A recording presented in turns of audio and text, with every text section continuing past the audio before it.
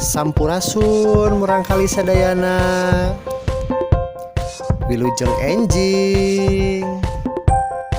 Kumaha kabarna dinten ieu? Sehat kan? Hatur nuhun upami sehat mah. Hari ini kita akan melaksanakan PJJ Bahasa Sunda dengan materi sebagai berikut.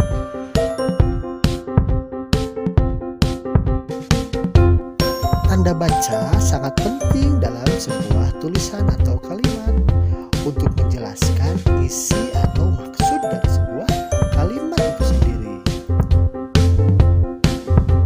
Sekarang ini ada contoh macam-macam tanda baca.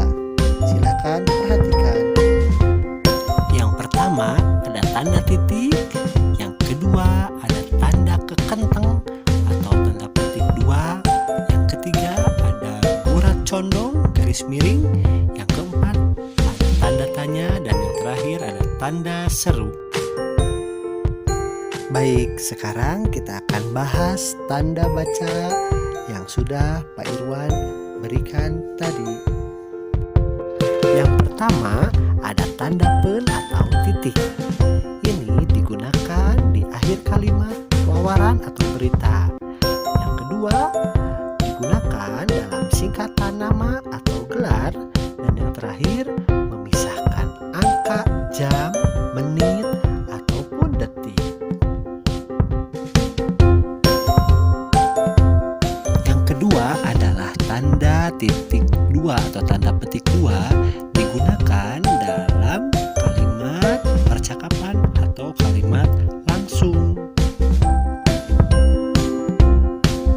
Yang ketiga adalah tanda gurat condong atau tanda garis miring. Ini dipakai untuk menggantikan dan, atawa, serta per.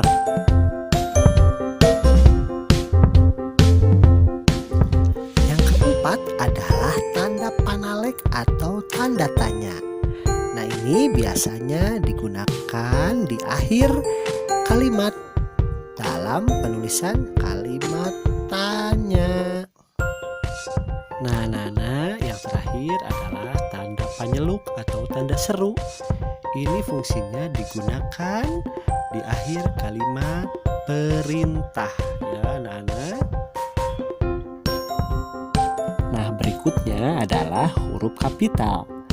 Kata-kata yang selalu ditulis menggunakan huruf kapital diantaranya yang pertama, kata pada awal kalimat. Yang kedua, penulisan pada nama, tempat, judul atau judul buku, dan yang lainnya. Nah, demikianlah pembahasan yang Pak Irwan berikan tentang tanda baca dalam pembelajaran bahasa Sunda. Hari ini tidak ada tugas, tetapi silakan kalian pelajari materi dari video yang Pak Irwan berikan.